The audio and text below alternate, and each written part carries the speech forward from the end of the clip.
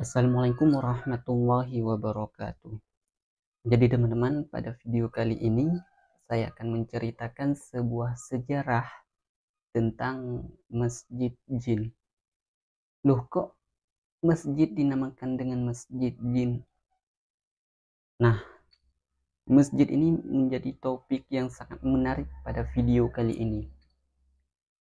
Jangan lupa subscribe, like, and comment di channel ini. Jadi untuk kisahnya, masjid ini terletak di Desa Kutablang, Kecamatan Samalanga, Kabupaten Biren. Dan masjid ini didirikan oleh seorang ulama dari daerah itu, yaitu Syekh Haji Abdul Jalil,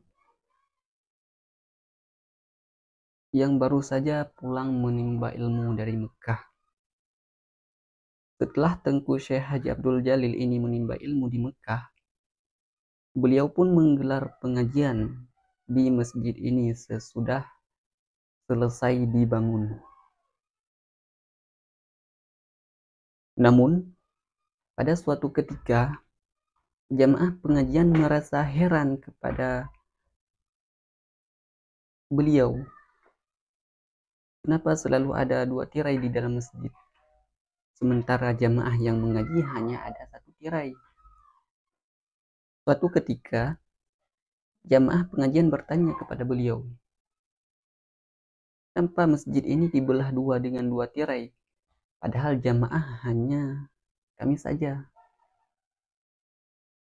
Lalu Syekh Abdul Jalil menjawab bahwa ada jin muslim yang menghadiri pengajian ini. Hingga suatu ketika, jamaah meminta kepada kepada Syekh Haji Abdul Jalil agar meyakinkan jamaah jin agar bisa mereka lihat dengan mata telanjang.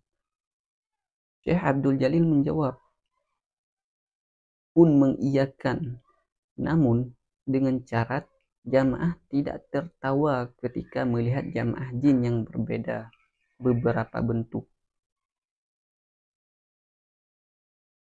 Karena hal itu akan menyakiti perasaan mereka, yaitu perasaan para jin tadi. Sehingga pada malam itu tirai disingkap dan mereka pun melihat jamaah jin itu.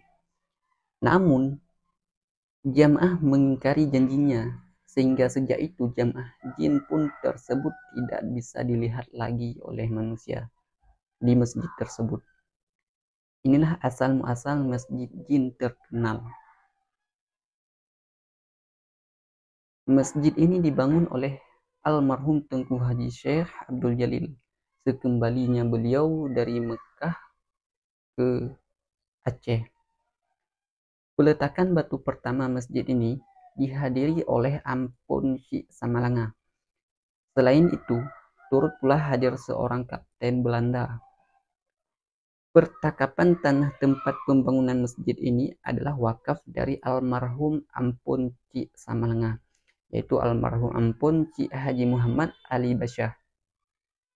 Demikian pula rumah tempat tinggal pimpinan pesantren adalah wakaf dari Cut Nyak Meligo, yaitu rumah yang dikenal dengan dari Cut Nyak Meligo, yaitu rumah yang dikenal dengan rumah 7 ruang atau rumah dengan 7 ruangan. Masjid Kutablang ini dibangun oleh almarhum Tengku Haji Syekh Abdul Jalil dengan memperkerjakan oleh seseorang kepala tukang mualaf dari Cina yang bernama Ibrahim. Arsitekturnya mengikuti model Masjid Nabawi, didesain sedemikian rupa dengan arsiteknya oleh Tengku Syekh Abdul Jalil sendiri.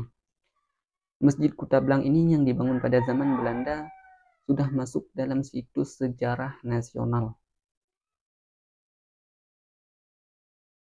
Bentuknya yang unik dan indah dikenal masyarakat dengan sebutan Masjid Bate Putih. Masjid ini sejak didirikan pada tahun 1901 sampai sekarang masih dalam bentuknya yang asli. seperti sedia kala, belum mengalami renovasi sedikit pun.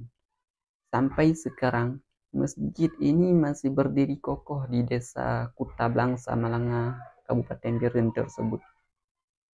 Setelah dilakukan beberapa kali renovasi dengan tidak mengubah bentuk dasar masjid itu sendiri.